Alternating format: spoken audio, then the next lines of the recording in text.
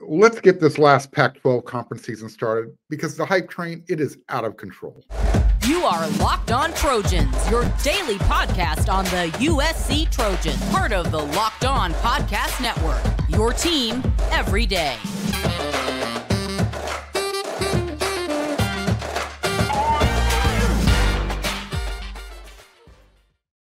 Hey, fight on, everyone. I'm your host, Mark Culkin, and thank you for making Locked On USC your first listen every day. Whether you're watching me on YouTube or wherever you like to download your podcast, we are free. I appreciate your support. Show your appreciation. If you're watching on YouTube, it's easy. It's free. Click that red subscribe button. When you see that thumbs up button, hit it hard. Smash it.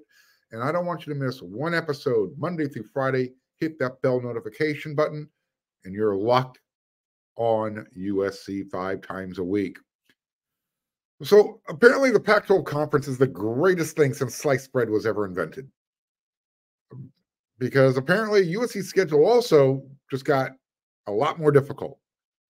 After the Conference of Champions put up a baker's dozen, perfect 13-0 during the opening week of the college football season, everybody has jumped on the hype train. I'm going to get to USC's Tuesday practice notes and observations report that I was at in the second segment. And then in the third segment, we're going to talk about Stanford, who USC plays this Saturday at the Coliseum. But first, let's talk about the Trojans' strength of schedule and how it just got significantly stronger, especially if you're listening to people in the media and some in the Trojan fan base. Man, all of a sudden, Colorado is contending for the national championship. What is factual, at least this week, is the Trojans will now play 6 teams that are going to be ranked inside the AP top 25 poll. That's half their schedule. So, save for the Notre Dame Fighting Irish, the other 5 teams come from the Pac-12 from the Pac-12 Conference of Champions. Turning into Bill Walton here right before your eyes. And look, I know that the polls mean absolutely nothing this early in the season. So making adjustments, the pollsters making adjustments after the long Labor Day weekend, I guess it should be anticipated. However, seeing Colorado, I'm going to put this poll up while I talk. Seeing Colorado leapfrog out of nowhere with 0 votes to number 22 because they beat a very overrated TCU team on the road in Fort Worth. Look, that has everyone believing that USC's first real game will be happening this year in Boulder, Colorado. USC's not going to have to wait until they face Notre Dame or Utah. Yeah. They'll face it on the road against Colorado. Not against Arizona State in Tempe, which is in a few weeks, but the following week in Colorado. Not this week when USC takes on its oldest rival, Stanford, who, by the way, is an underdog. They're coming in. USC is a 29-point favorite. I remember the last time Stanford came in a huge underdog. Look, I get it. You know, Coach Primetime, Deion Sanders, he rubs the wrong way. But let's give credit. He got his team up. They pulled off that upset. I guess we're going to find out how good this Texas Christian, this TCU team is as the season goes on. Last year, and this was a team that was in the national championship game against Georgia. That TCU team was 91st in the nation in scoring defense. Last year, USC was number 94 team in scoring defense. And we know how bad that USC defense was struggling. And then, you know, after TCU got that butt whooping against Georgia, they lost pretty much every single key piece to that team that made them really successful.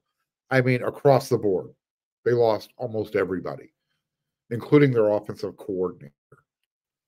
So I'm not quite sure why Colorado is getting so much credit for beating an obviously really overrated number 17 team. because they weren't playing last year's TCU team. This week, Primetime Ralphie, they're going to take on an old border war foe, Nebraska. This used to be a big rivalry game for those guys. I don't know how much it is anymore, but they're playing them this Saturday in Boulder, Colorado. And that was actually, I think, one of the games on their on Colorado's schedule where you're saying, all right, maybe there's a win possible there. Well, the Cornhuskers are either going to get blown out, which I think most people feel that's going to happen, especially if you saw their game against Minnesota, game 1, or they're going to bring everyone down to earth, and they're going to beat the Buffaloes in a close one-score game. Or at the very least, they're going to make Colorado struggle. So let's assume that Colorado wins their home opener. They're going to be 2-0. When the new AP poll came out, were you shocked to see them ranked ahead of Clemson, who fell from number 9 to number 25, especially the way Duke's defense embarrassed Dabo Swinney? I just showed you the new AP poll. Look, Colorado, let's assume Colorado is better. They are. They're much better than I think anybody anticipated. Are they better than Clemson? Would you have them ranked above Clemson? You have them right behind Duke. Colorado's quarterback, Shedeur Sanders, Coach Primetime's son, he put up big numbers in a big-time atmosphere. And Travis Hunter, he's a very explosive player on offense, and he made some nice plays on defense as well. And on offense, they've got that small little speedster, Dylan Edwards, wears number 3. They got Jimmy Horn Jr. at wide receiver. Here's the thing. It's all about depth. And we saw how fragile the Trojans were last year. And especially when they started missing key players. I don't think Colorado was anywhere close to where USC's roster was in 2022, let alone where it is this year. And I'm not wishing injury of any type, but let's pump the brakes just a little bit before we start anointing Colorado a national championship contender. Because if you're putting them near the top 20 this early in the season, isn't that the message you're sending? Look, this is probably a good thing for USC. It's one less opportunity for USC to take their foot off the gas. They'll be coming off their first road game against Arizona State and now have to look forward to a challenge from Colorado, who, let's assume they're still ranked by the time USC gets there. Although, where will they be ranked if they are? Because I have a feeling Colorado, their fans, and the hype train is going to come to a crashing halt after the Nebraska game. Colorado will host their in-state rival, Colorado State, and then they travel to Eugene, Oregon. That's the week before they host USC. That Oregon-Colorado game was already going to be a little spicy after the comments that Oregon's head coach Dan Lanning made during the offseason.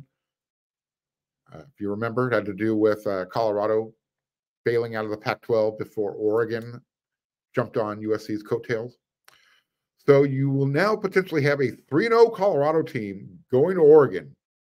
That game becomes a lot more intriguing. Big 10 versus Big 12 bragging rights, early bragging rights, right? I know what game I'm going to be watching before USC plays. Like I said, the positive is that USC is going to get an early test on the road, and it's not going to be a trap game environment anymore. And it's also going to be the perfect opportunity, the perfect chance for USC's pass defense to show that they can play an entire game without giving up any big plays, because that's what Colorado did against TCU.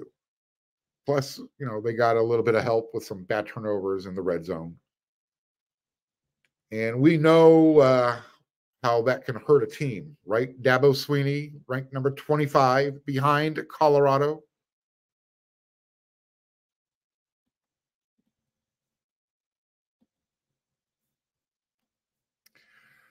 Look, for every championship team, it takes it's all about making sure every player is a perfect fit. Guess what? It's the same thing when it comes to your vehicle, because every part needs to be just the right fit.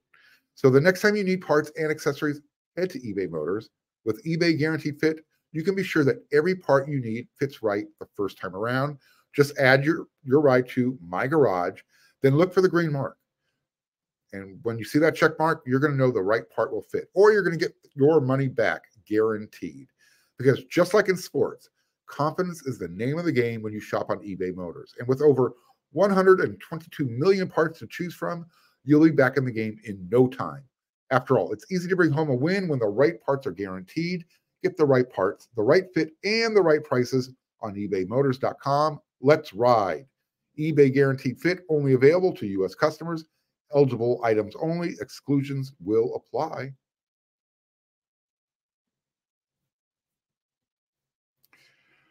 The college football season is here, and this season, Locked On is kicking up our coverage. Each Friday, Locked On will go live from 11 a.m. to 1 p.m. Eastern on every Locked On College YouTube channel, including this one. Locked On College Football Live will cover the college football playoff implications, the college rivalry games, and go in-depth like only Locked On can, including insight and analysis from our stable of Locked On College hosts covering their team every day. Find Locked On College Football Live every Friday from 11 a.m. to 1 p.m. Eastern on any Locked On College YouTube channel. You won't want to miss it. All right. So let's take some time. We're going to talk about what happened at USC's practice on Tuesday. You're watching this episode of Locked On USC first thing Wednesday, hump day. So I'm going to tell you what I can talk about. Look, our access, or what we're allowed to communicate, our leash is getting tighter and tighter. And I'm just going to leave it right there for right now. I'm not going to get too much into it. However, I'm not, first practice note I want to get out of the way. I'm sure it wasn't the birthday present Lincoln Riley wanted to get on his 40th birthday. By the way, he's a man now. If you remember that whole Mike Gundy thing. But it is official. Gino Quinones, he's out for the season. He suffered a knee injury, and Coach Riley did tell us after practice that he will come back next year even stronger. And now it's just next man up. You know, he has Coach Riley said he has a pretty good idea of the offensive line rotation and what they're going to do, but the competition's going to keep going. Gino was pressed, he was a starter game one, and he was definitely part of the rotation. They're going to miss him. This week USC is preparing to open conference play. They got Stanford. Kalen Bullock, All-American Kalen Bullock, by the way. He told us after practice that he understands the importance of this rivalry and making sure that USC wins this last game as they're members of the Pac-12 conference. He said, quote, "We got to make it a good one," end quote. And I brought up Kalen as an All-American. He's one of the few All-Americans that gets to see his plaque on that All-American walk when he's going to practice. That's a lot of players will pay tribute to it, and they'll tap those plaques on their way up to practice. Kalen gets to tap his own, or while he gets to watch his teammates tap his. That's pretty cool. Deuce Robinson, Deuce on the loose. I think that's going to be his nickname, especially if you saw that catch and run for a touchdown against Nevada. He is really impressive to look at up close and personal. And I keep reminding myself and everybody, he's just a freshman. But I remember how dominant and how big Mike Williams was as a wide receiver for USC. He's not that far behind. He's not quite as thick as Mike was, but he's not that far behind. One of the things I liked seeing on their way out to practice was Coach Dante Williams. He was walking in with Damani Jackson. So anytime, every little bit of coaching, that's going to help. And look, Damani, he gave up that big play, but this is what it comes down to. Talked about it on yesterday's episode of Locked On USC. He's got that natural talent and the ability, and he just needs to trust those God-given skills and the technique that he's being coached up on. Trust himself. It's almost like he gets out there, and I don't want to say he panics, but this is his first real extended time playing in games. Let's see if he's ready to make that next step in this third game against Stanford. And again, watching players coming up out of the McKay Center on their way to practice, I'm not sure if Braylon Shelby and David Peavy are going to be future bookends, one playing defensive end, one playing rush end. They're both listed as rush ends. But again, those positions cross-train in this system. But they're walking side by side. And Peavy's a little bit thicker than Shelby. But Shelby's got that length and quickness. And look, Braylon is way ahead of schedule. He's playing significant reps and minutes in these games right now. The point I'm trying to make here, it's just nice to see the Trojans roster starting to look like some of those rosters that Pete Carroll used to bring around. Braylon Shelby also met the media for the first time after practice Tuesday. And he said it only took him a couple of days to get used to the speed of the college game. Remember, Braylon wasn't in spring camp. So he's doing all this from summer when he arrived till now. Coincidentally, Braylon said it only took him a couple of days to get used to the speed of the college game. My Locked On USC listeners, if you watched or listened to yesterday's show, I said Shelby was a quick learner. Well, there you go. You just got it from the horse's mouth. It only took him a couple of days. I know one of the biggest questions everyone's waiting for me to answer is the status of Rayleigh Brown.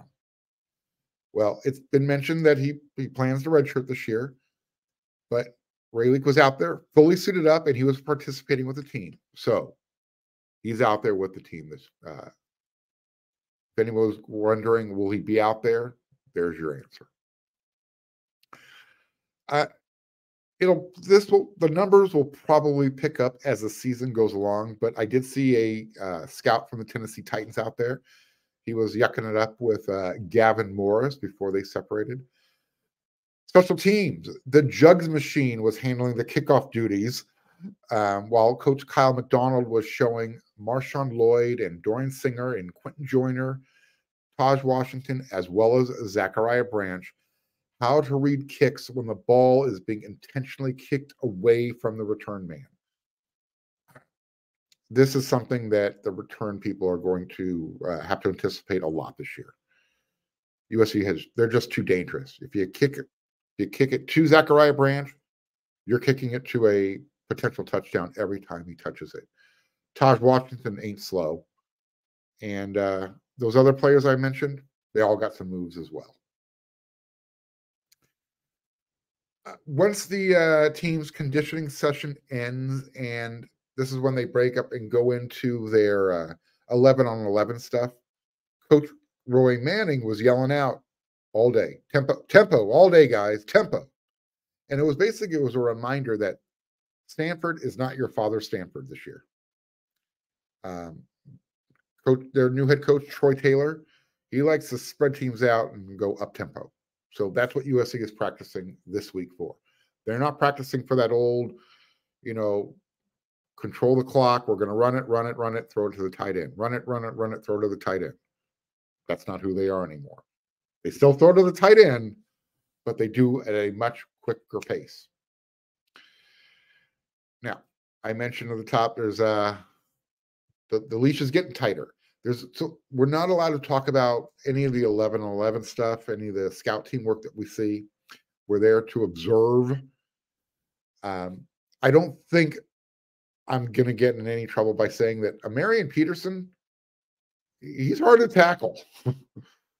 But I can also tell people, don't anticipate any significant adjustments to the depth chart when that gets released later this week. So unless there's some injuries that we're not going to be aware of, don't anticipate any significant different difference to the depth chart when it comes out. After practice, I got to speak with Shane Lee, and I asked him if he had any words of encouragement for Taka Curtis, following his ejection for the targeting. This is what Shane Lee said. Quote, I gave him a pat on the head and told him, good job for hustling. You always want to see that type of aggression, just directed a little different, not on the head, just a little lower.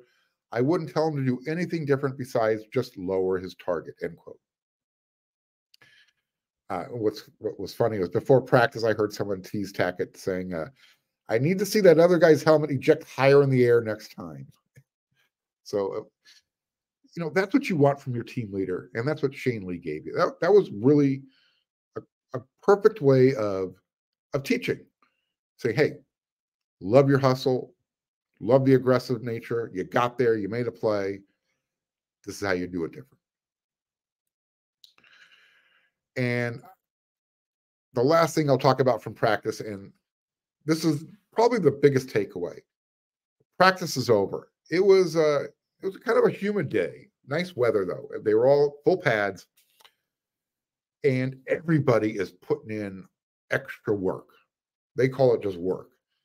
But, everybody's hanging around. You've got guys taking snaps from the centers.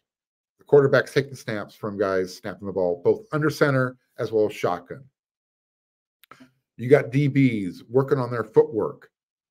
You got rush ends over on the other side of the field doing stuff. It's just everybody is kind of trying to hone their craft. And I know it was a hard day of practice because the guys that were coming off the field who had gotten in there a little bit of extra work, they were soaked to the bone. Now, whether that was sweat or them jumping out of the ice tub, who knows? But guys were taking off their shoes, their socks. They needed to breathe. So just know that even though it's during the week and they're practicing, they're in full pads. And this coaching staff, they're working them hard. There are no off days. They're just work days.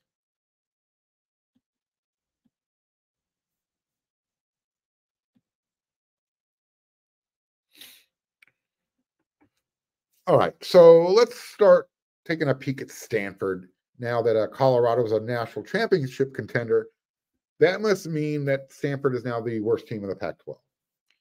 That was look, and I was one of the guys who said it. Those two teams were going to battle for the bottom of the Pac-12 conference. Looks like Colorado might be a little bit better than Stanford at this point. Again, we'll find out how Colorado lasts the season once depth becomes an issue, because everybody's going to suffer injuries when you play the game of football. Excuse me. Now, so we got Stanford this week. Then USC gets a week off. That's their bye week before they head off to ASU. So USC is really focused in on this game. They want to open up conference play with a win, obviously. And let's not forget, this is a rivalry game. This is USC's oldest rival. Goes back to 1905. I thought it was Cal, but according to the USC notes, Stanford is USC's oldest rival. And they're going to face off for the last time as members of the Pac-12 conference. Now, the last time Stanford was considered, and I'm using finger quotes, this bad, Jim Harbaugh and his dad pants was coaching up on the farm in Palo Alto. And they actually pulled off a pretty big upset one year. They were a 41-point underdog. This year, they're only a 29-point underdog. This year, USC is ranked number 6. And this game will actually be nationally televised prime time on Fox. Now, prime time on the West Coast, maybe, because 7:30 p.m. is that's Pac-12 after dark territory. We'll see how many people on the East Coast are going to be awake watching this game. What I can tell you is USC has won 6 out of the last 11 games against the Cardinal, and this goes back to 2013. They did not meet in 2020. Remember, that was the COVID year, and that was the first time since 1945 USC and Stanford have not played each other.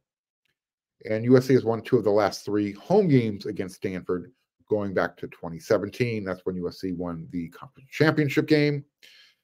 And the Trojans hold a 65-34 and a 3 ties in the series lead over Stanford.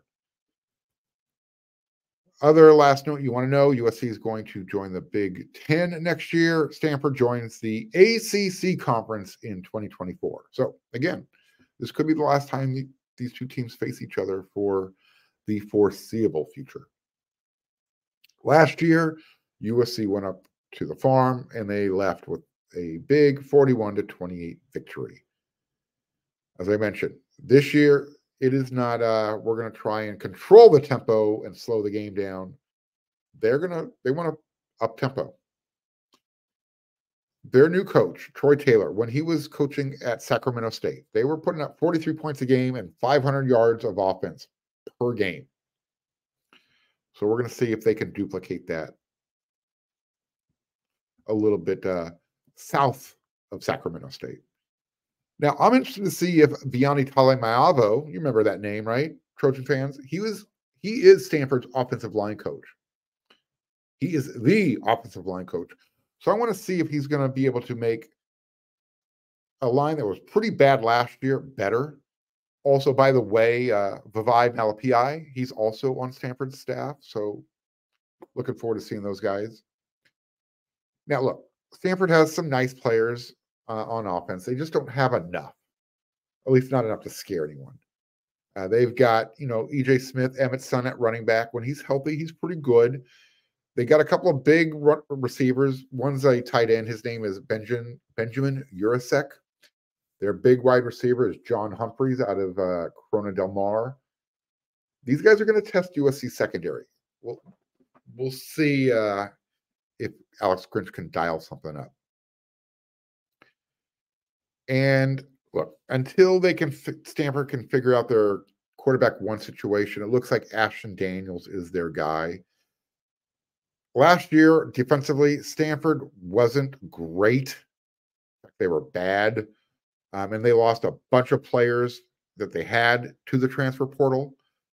We know about David Bailey. He's returning. They also got Tobin Phillips. He's an interior defensive lineman. Outside of that, I don't know if Stanford has enough defensively to stop this USC offense. That's why USC is a 29-point favorite. Again, rivalry game. Anything can happen. We'll talk more about Stanford during the week. But that's it for this episode of Locked On USC. I'll be back with another episode tomorrow. That's what we do 5 times a week. Have another practice report for you. We'll see what I can talk about. So until then, everyone, you know what to do.